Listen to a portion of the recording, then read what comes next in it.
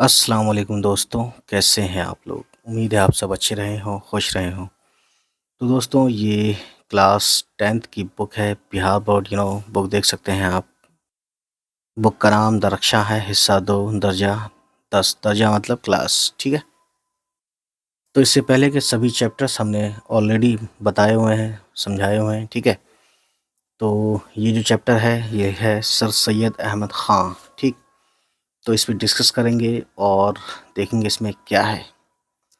دیکھیے، سر سید احمد خان دلی کے ایک معزز گھرانے میں، معزز یعنی عزت دار گھرانے میں 1817 عیسوی میں پیدا ہوئے۔ سر سید کی تربیت ان کی والدہ کے زیر سایہ، یعنی زیر سایہ ہوئی مطلب ان کے نگرانی میں ہوئی۔ تحصیل علم کے بعد 1882 عیسوی میں غازی پور میں انہوں نے ایک انجمن سائنٹیفک سوسائٹی کے نام سے بنائی۔ انجمن بولتے ہیں ایک طرح سے کوئی سوسائٹی یا سم تھنگ لائک دس، یہاں لکھا بھی ہے سائنٹیفک سوسائٹی، ہے نا، یہ انگریزی ورڈ ہے سائنٹیفک سوسائٹی، یعنی سائنس والی انجمن، انجمن یعنی سوسائٹی۔ تو کہنے کا مطلب ہے کہ تحصیل علم یعنی علم حاصل کرنے کے بعد، تعلیم والیم لینے، یہ سب پڑھائی لکھائی کرنے کے بعد، ٹھیک ہے، یہ بنائی تھی انہوں نے۔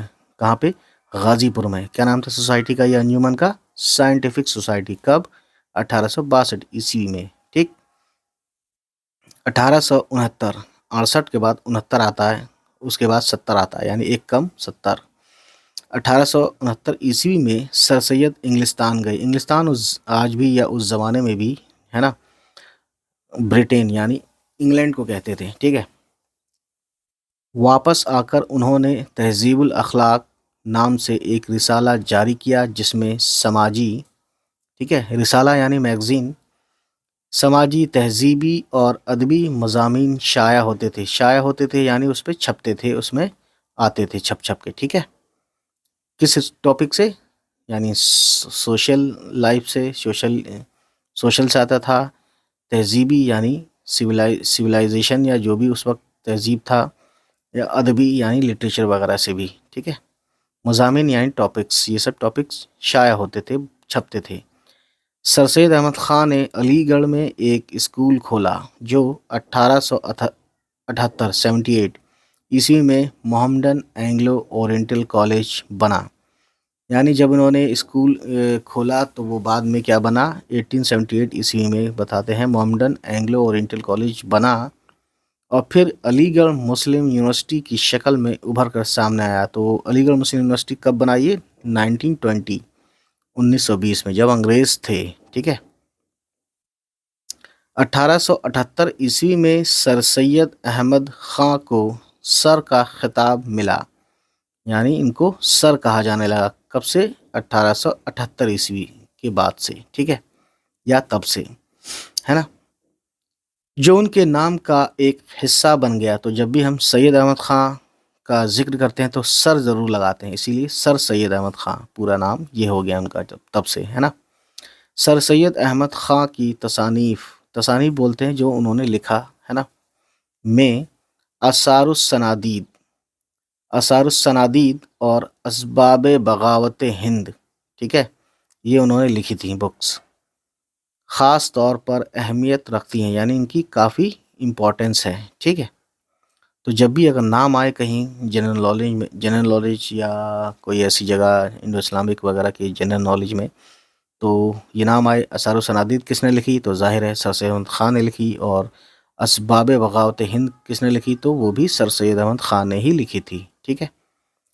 اردو کی نئی علمی نثر کی بنیاد ڈالنے کے ساتھ ساتھ سر سید نے اردو میں مختصر مضمون نگاری کو فروغ دیا، یعنی اس کو بڑھایا، اس کو آگے کیا، ٹھیک ہے۔ اردو میں مختصر مضمون، تو مختصر مضمون جو لکھنے کا چلن شروع کیا، کہتے ہیں کہ سر سید احمد خان نے ہی وہ شروع کیا تھا۔ لمبی تحریروں کی بجائے چند صفحات، یعنی چند مطلب کچھ، صفحات یعنی پیجز، پنے، ورق، ہے نا، چند صفحات میں کام کی باتیں کہنے کا فن سر سید نے عام کیا، یعنی مشہور کیا، یا وہ یہ لائی دنیا کے سامنے۔ تو فن بولتے ہیں ہنر، ہے نا، اور انگلش والا فن کا مطلب جانتے ہیں ہنسی مذاق۔ سر سید کی نثر میں یعنی جو بھی انہوں نے لکھا نثر میں وہی وزن اور وقار ہے جو ان کی شخصیت میں تھا، ٹھیک ہے۔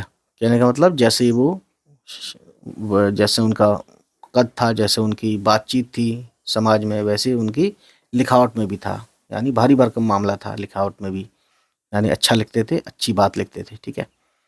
سر سید احمد خاں کا انتقال 1898 عیسوی میں ہوا اور علی گڑھ مسلم یونیورسٹی میں دفن ہوئے۔ تو ان کی جو قبر ہے وہ ہے یونیورسٹی میں، جب آئیں گے آپ تو دوستوں وہاں پر مسجد ہے، جامع مسجد۔ علی گڑھ میں دو جامع مسجدیں بڑی بڑی ہے نا، شاہجہاں والی جامع مسجد کی طرح ہی دکھتی ہیں وہ بھی۔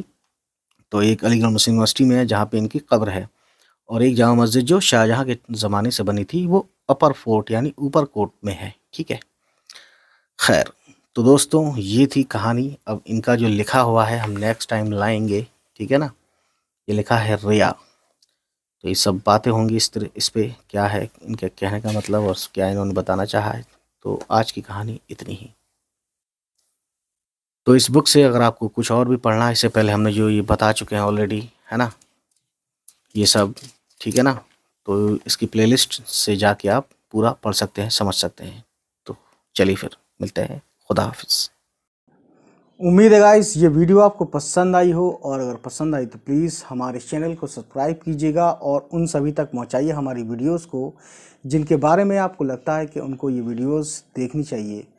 چلیے پھر ملتے ہیں آپ سے، ہماری ہوگی نیکسٹ کسی ویڈیو کے ساتھ ملاقات۔ تب تک خوش رہیں، آباد رہیں، بائے بائے، ٹیک کیئر۔